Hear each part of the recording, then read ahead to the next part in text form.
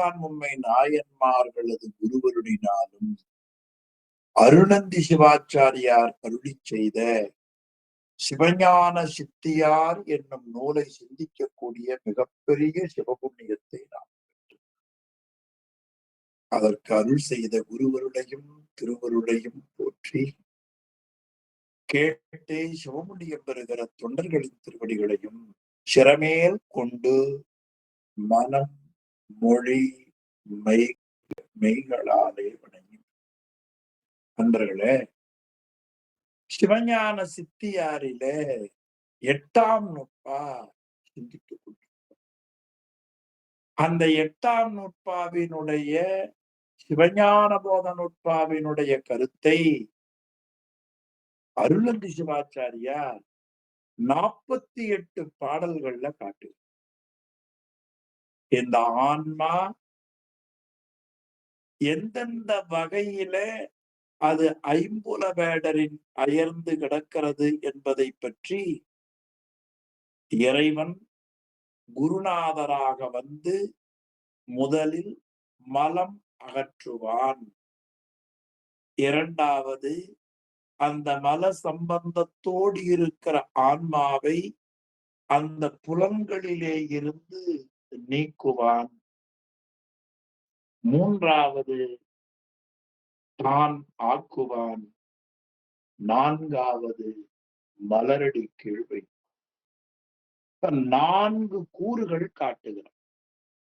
துண்ணிய ஐம்புல வேடரின் சுழலில் பட்டு துயருறும் தொல்லுயிரை மன்னும் அருட்குருவாகி வந்து மலமகற்றுவான். இது ஒரு கூறு. துண்ணிய ஐம்புல வேடர் சூழலில் பட்டு துணைவனையும் அறியாது தொல்லுயிரை துயருறும் தொல்லுயிரை மன்னும் அருட்குருவாகி வந்து அறிவித்து ஐம்புல வேடரிலே இருந்து அவரை நீக்குவான். இது 2வது கூறு. 3வது கூறு அதே சொல்லுதான். துண்ணிய ஐம்புல வேடரின் சுழலில் பட்டு துயருறும் தொல்லுயிரை தானாக்கி வைப்பான். எவ்வளவு பெரிய வேலை தெரியுங்களா? அடுத்த கூறுல சொன்னார், துயருறும் தொல்லுயிரை மலரடி கீழ் வைப்பான். மலரடி கீழ் வைப்பான் என்றே 4 பெரும் பகுதிகளாக பிரித்துக் கொண்டார். அதுல முதல் பகுதி இறைவன் உயிர்களுக்கு முதல்ல செய்வது மலம் அகற்றுவான். இதுதான் இறைவன் உயிர்களுக்கு செய்யக்கூடிய முதல் உபகாரம். குருநாதராக வந்து என்ன செய்வான்? மலம் அகற்றுவான்.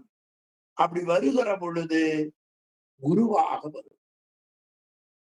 எப்படி வருவான் என்பதை சொல்ல வருகிற இடத்திலேதான் உயிர்களுக்கு மல மறைப்பை 3ஆக வைத்து ஆணவம், கன்மம், மாயை இந்த 3ம் உடையவர்களுக்கு சகல வர்க்கத்தினர் என்றும், ஆணவம் கன்மம் 2ம் உடையவர்களுக்கு பிரளயாகலர் என்றும், ஆணவம் மட்டும் உடையவர்களுக்கு விஞ்ஞானகலர் என்றும் பிரித்து, இருமலம் ஒரு மலம் உடையவர்களுக்கு அவன் முன்னின்று உள்நின்று உணர்த்துவான்.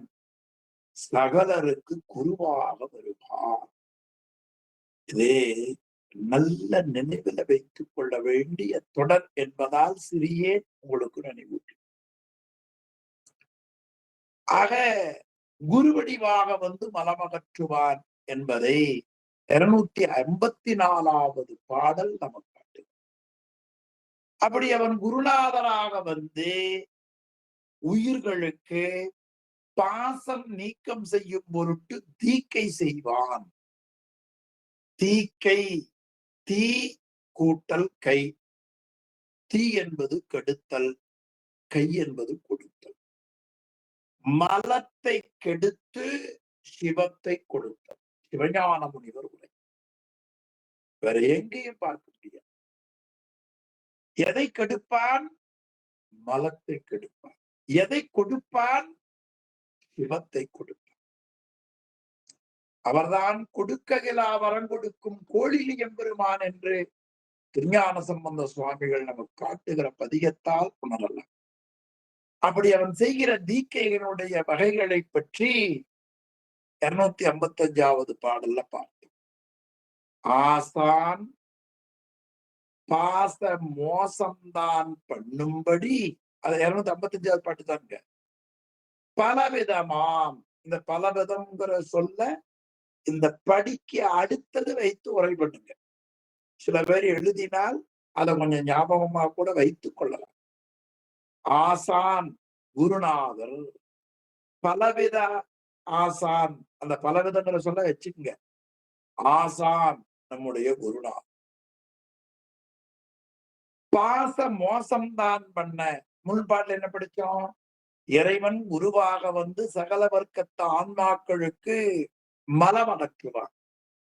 அந்த மலமகற்றுவான் என்ற குறிப்பை இங்க பாசம் மோசம்தான் பண்ணும்படி, எப்படி அவன் சகல வர்க்கத்து ஆன்மாக்களுக்கு மும்மலமுடையவர்களுக்கு பாசத்தை நீக்குவான் என்ற முறையை பலவிதமாம், அது பலவிதத்திலே நீக்குவான்.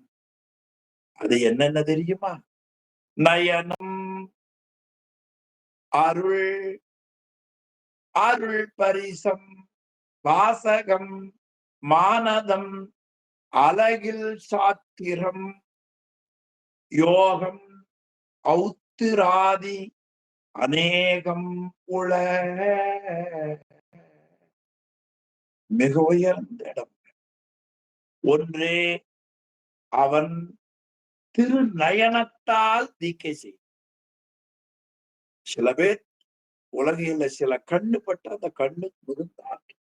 கண்ணோடு கண்ணினை நோக்கோக்கின் வாய்ச்சொற்கள் என்ன பயனும் என என்று காட்டுவார் வள்ளுவ பெருமான். எனவே அது நயன தீக்கை, சற்று தீக்கை என்னும் சொல்லுவார். ஆசிரியருடைய கருணை நோக்கம், கிருபா நோக்கம் என்று சொல்லுவார். அந்த திருக்கண் நோக்கத்தால் ஆன்மாவுக்கு இருக்கின்ற 2 வினைகளின் தொகுப்பான சஞ்சித வினை முழுவதும் சுட்டரிக்கப்படும். சென்ற வகுப்பிலேயே நாம் இந்த விரிவை பார்த்தோம். அடுத்து பரிசம். பரிசம்னா ஆசிரியர் தன்னுடைய கரங்களாலும் கால்களாலும் தொட்டு மாணவனை தீண்டு. ரொம்ப அருமையான தீக்கை இந்த தீக்கை. சில நேரம் கரங்கள்ல தொடுவார், சில நேரம் திருவடியை தமக்கு சூட்டுவார். இது ஸ்பரிச.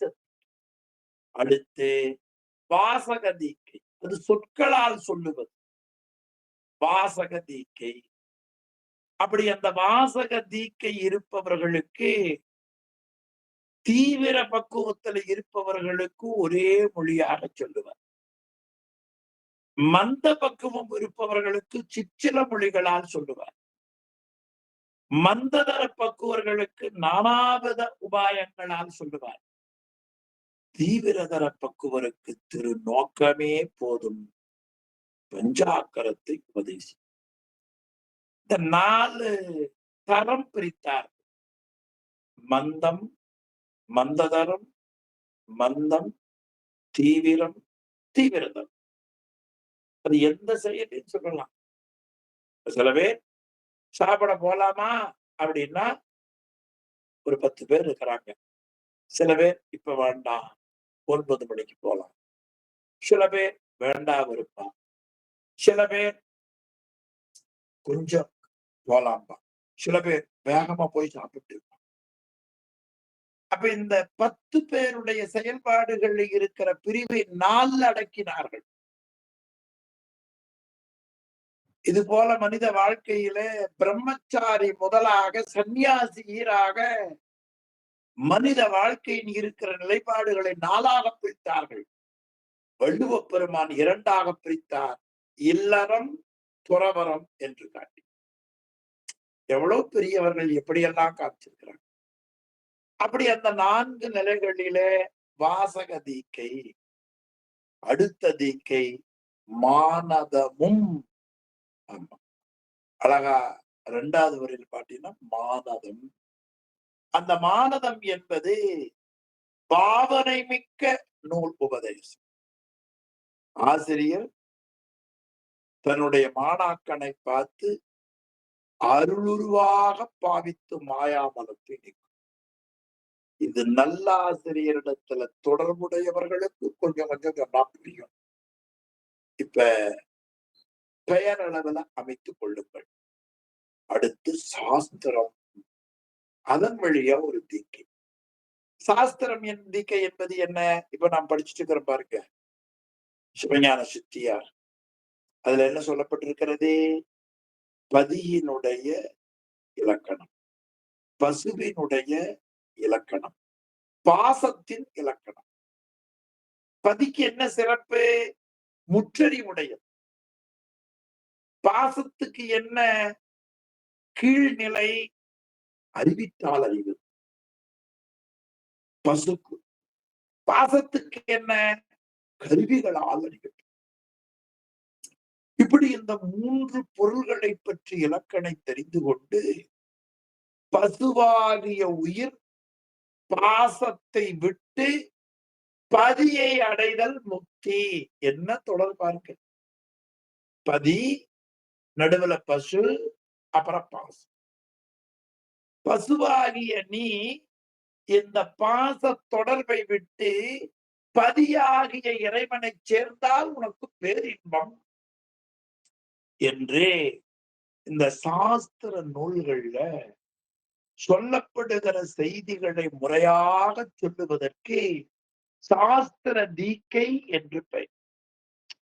எல்லாரும் இது ஏதோ பயனற்ற பொழுதுபோக்கு என்று ஒரு காலத்துல நாமும் எண்ணி இருப்போம் இல்லையா? இப்ப காலையில ஒருவர் பணிக்கு போகிறார் என்று சொன்னால் வீட்டுல இருப்பவங்க அது உதவியா இருந்தாகணும் இல்லையா? நீங்க வீட்டுல தான் இருக்கீங்க, சும்மா அப்புறம் கூட தயாராகலாம் இல்ல. அது மாதிரி இந்த வேதங்களை, ஆகமங்களை, திருமுறைகளை, சாஸ்திரங்களை படிப்பவர்களுக்கு பொதுவாக உலகியல் நடையில் இருப்பவர்கள், ஏதோ அறிவு குறைவானவர்கள், அது ஒரு மாதிரி கொஞ்சம் அப்பப்ப அது அப்படியே பிடிச்சிட்டு கிடக்கும். ஆனால் மயக்க அறிவை நீக்க வல்ல நூல்கள் தான் இந்த நூல்கள். இது ஒரு ஜென்மத்துல விளங்குவதில்லை. சில ஜென்மம் கேட்டு அதுல ஒன்றியிருந்து படித்ததற்கு அப்புறமா கொஞ்சமா கிடைக்கும். அத குமரகுருபரர் காட்டுகிறார். பல்லூழி காலம் பயின்று IAS படிக்கிறதுக்கு கூட ஒரு கால எல்லை இருக்கிறது, IPSக்கு ஒரு கால இருக்கிறது. ஆனா இதுல சொன்னார் பல்லூழி காலம். ஏன் பல்லூழி காலம்னா? ஒருத்தனுடைய புத்தி வாங்குகிற முறைக்கு ஏற்ப காலம் நீட்டிக்கும், காலம் குறையும். ஆனா எல்லாருக்கும் கூர்மையான புத்தி உண்டு, எல்லாருக்கும் உண்டு. ஆனால் அந்த மலத்தினுடைய சார்பின் காரணமாக வாங்கிக் கொள்ளுகிற மனநிலைதான் வேறுபாடு. அதனால் அந்த முறையில இந்த சாஸ்திர நூல்கள்ல நமக்கு சொல்லப்பட்ட அந்த முப்பொருள் உண்மைகளை போதித்து பிறகு அவன் அதை கடைபிடிக்கிற பொழுது வருவான். நல்ல பழைய காலத்துல ஒரு மரபு உண்டு. நியாயமா தீக்கை பெற்ற பிறகுதான் திருமுறையும் சாஸ்திரமும் படிக்க வேண்டும். தீக்கை பெற்ற பிறகுதான் வேதம் ஓத வேண்டும். வேத புத்தகத்தை தொடணும்னா தீக்கை வாங்கியிருக்கோம். என்ன சாமி இவ்வளவு கண்டிப்பா? அது கண்டிப்பு இல்லைங்க. அதனுடைய உயர்வு தெரியாமல் வாங்கி வச்சு என்ன பண்ண இல்லையா? அது அருமையா சொன்னார் மணிவாசக பெருமான். மையிலங்கு நற்கண்ணி பங்கனே என்ற இந்த பாடல்ல நான் குழந்தையாக இருந்த காரணத்தினால் பொற்கிண்ணம் என்று அரிய என்று உன்னை கருதுகின்றீலே. ஒரு குழந்தை இடத்துல தங்க கிண்ணத்தை கொடுத்தால் கீழே போடும், மண்ணை கொடுத்தாலும் போடும். நாமளா இருந்தா ஐயோ மண்ணு கூட நல்ல வை, தங்க குடம் போற்றாதே. ஏன்னா இந்த அறிவு நமக்கு இருக்கிறது. அந்த மாதிரி இந்த தீக்கையை பற்றி, நூலை பற்றி கொஞ்சம் உபதேசம் கேட்டு படித்து தீக்கை பெற்ற பிறகுதான் இது இந்தியா விளங்கும். அதனால வகுப்பு கேட்டிருப்பவர்கள் அநேகமா தீக்கை பெற்றவர்களாகத்தான் இருக்க வேண்டும். அப்படி பெறாமல் இருந்தால் மிக விரைவாக சமய தீக்கை பெற வேண்டும். தினமும் 16 இடங்கள்ல திருநீர் பூச வேண்டும். அஞ்செழுத்தை குறைந்தது 108 முறை உபதேச மந்திரத்தை சொல்ல வேண்டும். திருப்பி அப்புறம் நீங்க முன்னமே ஐயா பாடம் நடத்துற போது நீங்க ஏன் எனக்கு சொல்லல அப்படின்னு நீங்க யாரும் கேட்டக்கூடாது. சரி இது என்னடா பாடம் கேட்கிற போது தீக்க வாங்க சொல்றாரு அப்படி என்று நீங்கள் எண்ண வேண்டாம். நான் உங்களை தீக்க வாங்க வேண்டும் என்று கட்டாயப்படுத்தவில்லை. பாடத்துல மிக முக்கியம் தீக்கை பெற வேண்டும் என்பதை நான் உங்களுக்கு பாடமாக சொல்லுகிறேன். அப்படி சொல்லுவதை நீங்கள் கேட்டால் என்றாகினும் ஒரு நாள் நாமும் தீக்கை பெற வேண்டும் என்கிற தெளிவு உங்களுக்கு நிச்சயமாக கிடைக்கும். கண்டிப்பா தீக்கை பெற்றிருந்தால் எத்தனையோ ஜென்மத்துல செய்த புண்ணியத்தில இந்த தீக்கையை பெற்று வாழக்கூடிய வாழ்க்கை கிடைத்ததே என்று நீங்கள் பண்ணி கொண்டிருக்கிற அந்த தீக்கை வழிபாட்டில இன்னும் மனம் ஒருங்கிணைப்படும். நான் மிக உண்மையை உங்களிடத்திலே நான் சொல்லிக் கொண்டிருக்கிறேன்.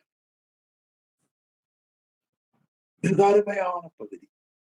ஆக அதுக்கு அதனால பழைய காலத்துல தீக்கை பெறாம இருந்தா கொஞ்சம் எளிமைப்படுத்தினாங்க. 12 நூற்பாவுல 8ஆம் நூற்பாவை முதல்ல சொல்லி பிறகு முதல் நூற்பாவில இருந்து வருகிற படம். நாங்க பாடம் கேட்ட ஆசிரியர்ல ஒருத்தர் கொங்கு நாட்டு ஆசிரியர்ல ஒருவர் பேராசிரியர் வையாபுரியார் ஐயா. ரொம்ப பெரியார். சைவ சித்தாந்தத்துல ஆழங்கால் பட்டம் சிவமாயிருப்பார். அவர் ஈரோட்ல வகுப்பெடுக்க போறார், சாஸ்திர வகுப்பு. அப்பொழுது ஈரோட்ல பல அன்பர்கள் வந்து ஐயாவிடத்துல வகுப்பு. அவ்வளவு சிவஞான போதம் சொல்ல வேண்டிய சூழல் வந்தது. ஐயா அவர்கள் இந்த கருத்தை சொல்லி முதல்ல நான் 8ஆம் நூற்பா சொல்லுகிறேன், பிறகு முதல் நூற்பாவில் இருந்து வரலாம். அதற்கான காரணம் இறைவன் குருநாதராக வருவது 8ஆம் நூற்பாவில் சொல்லப்படுவதால் அதை சொல்லி முதல் நூற்பா சொல்ல வேண்டும் என்று ஒரு நியதியை பெரியவர் வைத்திருக்கிறார். நண்பர்களே, இத சொல்லி 8ஆம் நூற்பா சொல்ல போறேன்னு பாருங்க. மாணவர்கள் சொன்னார்கள், ஐயா தீக்கை பெறாதவர்களுக்காகத்தான் 8ஆம் நூற்பா சொல்லி முதல் நூற்பா சொல்ல வேண்டும். இந்த வகுப்பிலே இருக்கிற நாங்கள் எல்லோரும் தீக்கை பெற்றவர்கள் என்று சொன்னார். ஐயா என்ன பண்ணாரு தெரியுங்களா? புத்தகத்தை மூடி வைத்து விட்டு இன்றைக்கு இது வகுப்பு போதும்ட்டு கிளம்பி வந்துட்டார் ஈரோடு. மாணவர்களுக்கு ஒரே வியப்பு. இது என்ன இது? நாம இருக்கிறது தானே சொன்னோம், ஐயா ஒன்னும் சொல்லாம கிளம்பி போயிட்டாங்க அப்படின்னு எல்லாரும். ஆனாலும் ஆசிரியரை போய் ஏங்க ஐயா இன்னைக்கு வகுப்பு நடத்தல கேட்க மாட்டார்கள். ஆசிரியரே சொல்லுவார், இப்படிதான் பாடம் கேட்கிற முறைங்க, இன்னைக்கு ஏன் வகுப்பு அப்படிலாம் கேட்க மாட்டேன். அதான் ஒண்ணும் கேட்கல. சரி இன்றைக்கு ஐயா போட்டு விட்டாங்க, எழுந்து போய் விட்டாங்க. திருப்பி அவர் வீட்டுக்கு வந்துட்டு ஒரு 2-3 நாள் கழித்து காஞ்சிபுரம் தொண்டை மண்டல ஆதீனத்துல போய் விசேட தீக்கை பெற்றார். பிறகு அவர் 20 நாள் தீக்கை, அந்த விசேட தீக்கைன்னா சிவலிங்க வச்சு பூஜை பண்ற அதை பெற்றார்களா? பிறகு அடுத்த வகுப்பு போனாங்க. மறுபடியும் முதல்ல இருந்து மாணவர்கள் கேட்டுக்கொண்டதுக்கு இணங்க வகுப்பு நடத்த தொடங்கினார். பிறகு யாரும் ஒன்னும் கேட்கல. போன வகுப்பு ஏன் நிறுத்தினீங்க, இப்ப ஏன் அதுல சொல்றீங்கன்னு கேட்கல. அவரா சொன்னார், நான் ஏன் தெரியுமா வகுப்பு உங்களுக்கு நிறுத்தி விட்டேன் என்றால், நீங்கள் எல்லோரும் தீக்கை பெற்றவர்கள். நான் உங்களுக்கு பாடம் சொல்வதானால் நான் தீக்கை பெற்ற பிறகுதான் பாடம் சொல்ல வேண்டும் என்று எண்ணி சமயம் பெற்றிருந்தேன். சென்ற வகுப்பு பாதியில் நிறுத்திட்டு போய் மீண்டும் தொண்டை மண்டல ஆதீனத்திலே சிவதீக்கை பெற்றுக் கொண்டு பிறகு நான் உங்களுக்கு பாடம் சொல்ல முற்படுகிறேன் என்று சொன்னார். எவ்வளவு பெரிய உண்மை நினைச்சு பாருங்க. அந்த பெரியவர்களை பார்த்த புண்ணியம்தான் உங்களுக்கு வகுப்பு சொல்லுகிறேன் என்று நான் ஒருபோதும் எண்ண மாட்டேன்.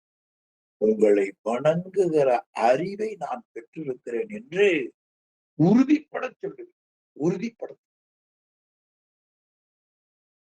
அது சாஸ்திர தீக்கை. இந்த தீக்கை தான் இந்த அளவுலதான் சென்ற வகுப்பு நிறைவு பெற்றது. ஏறத்தாழ ஒரு 25 நிமிடம் மீண்டும் அதான் உங்களுக்கு நினைவூட்டினேன்.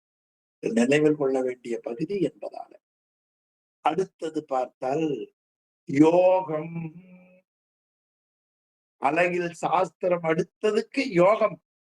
அதே பாட்டு தாங்க 254 நான் நிக்கிறேன், இன்னும் வேகமா வரல. யோகம் பாருங்க. ஆசான் பாச மோசந்தான் பண்ணும்படி பல விதமாம் நயனம் அருள் பரிசம் வாசகம் மானதம் அழகில் சாத்திரம் யோகம். இதுதான் சொல்லிட்டு. யோகம் என்பது யோக தீக்கைன்னு பேர். யோகம் என்பதற்கு ஒன்றுதல் என்று பொருள். ஆக நிராதார சிவயோகத்தை தொடர்ந்து அதை செய்யும்படியாக ஆசிரியர் அவருக்கு சொல்றார். இது யோக தீக்கை என்று பெயர். 6வது தீக்கை. 7வது ஔத்ராதி. அதன் பிறகு ஔத்ராதி. அருமையா சொன்ன ஔத்ராதி என்பது ஔத்திரி தீக்கை. வேள்வி செய்து, அதாவது ஹோமம் செய்து அதன் மூலியமா பாசத்தை நீக்குவது. அது 2 வகை. ஒன்று ஞான விதி, இன்னொன்று கிரியா. வேதத்துல ஆகமங்கள்ல ஞானபாதம் கிரியாபாதம்னு பிரிச்சிருக்கிறாங்க. ஆமா, நம்ம சொல்றோம் குழம்பு வேறு ரசம் வேறுன்னு சொல்ற மாதிரி. சரியாய் பாகம்ங்கிறது என்னன்னு கேட்டீங்கன்னா, எப்படி எப்படி கடைபிடிக்கணும், குளிக்கணும், எப்படி ஆடை கட்டணும், தண்ணி எடுத்துட்டு வரணும், எப்படி கோரணும், அப்ப என்னென்ன மந்திரங்கள் சொல்லணும், என்னென்ன சுத்தி பண்ணணும், இதெல்லாம் தெரியாது. ஞானபாதம் என்பது அதனால் கிடைக்கக்கூடிய பயன். இந்த கிரியாபாதத்துல ஒவ்வொருத்தரும் ஒவ்வொரு விதமா படிச்சாலும் கூட செய்யற ஒரு சில மாறுபடும். ஒண்ணும் தப்பில்லை. ஒருத்தர் பண்ற கிரியையை நீங்க பண்ண முடியாது. அவர் மனசுக்குள்ள சில பேர் அந்த பஞ்சபாத்திரம் நிறைய தண்ணி வச்சிருப்பார், ஒருத்தர் கம்மியா வச்சிருப்பார். ஒரு 2 பூ போட்டிருப்பார், 1 பூ போட்டிருப்பார். கிழக்கு கொண்டிருப்பார், வடக்கு கொண்டிருப்பார். கிரியா அதுல வேறுபடும். ஞானத்தில் ஒருபோதும் வேறுபாடு கிடையாது. எல்லாம் ஒரே அனுபவம் தான். அதுல ஔத்திரி தீக்கையில ஞான விதி, கிரியா விதி, இப்படி 2 சொல்லுவார்கள். இப்படியாக அந்த தீக்கை நமக்கு சொல்லப்படுவது. இந்த ஞானத்தில் கிரியை ஏற்றுவது என்பது குண்டம் குண்டம் அமைத்து அவர்களுக்கு செய்வது. இது இன்னும் உள்ள போகிற பொழுது நாம் பார்க்கிறோம். எனவே இந்த முறையில அந்த மந்திரம் உபதேசம் பண்ணுகிற பொழுதும் கூட அநேகம் உள அவற்றின்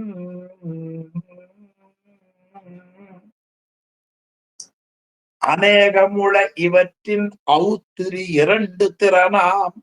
அவுத்திரி 2 திறனாம் இலகு ஞானம் கிரியை என.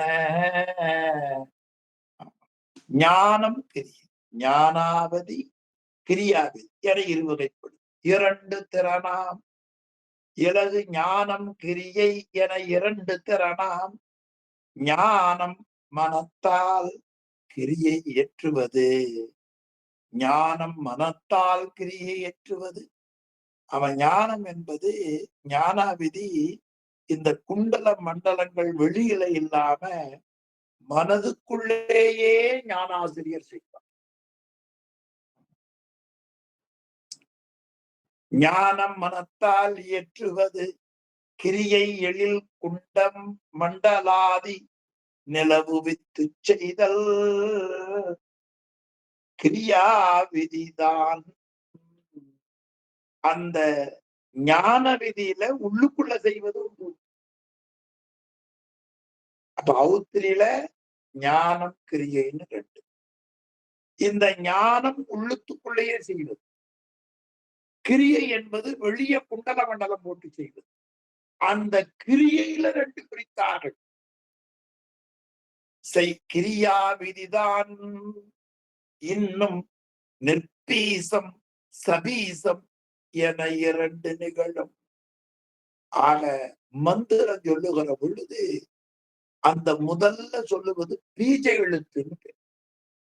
அந்த எழுத்தோடு சேர்த்து சொல்வதே அது இல்லாமல் சொல்வது நிற்பீசம் சபீசம். சபீசம்னா பீஜத்தோடு கூடியது. நிற்பீசம்னா அந்த பீசம் இல்லாத. இந்த முறையில ஆசிரியர் சகல வர்க்கத்து ஆன்மாக்களுக்கு தீக்கை செய்து அவர் என்ன செய்வார்? மலமாகிய பந்தத்தை நீக்குவார் என்றே இந்த 255வது திருப்பாடல் ரொம்ப அருமையா நமக்கு சொல்லுவது. மீண்டும் அந்த தீக்கையை மட்டும் நான் சொல்லுகிறேன். நயன தீக்கை.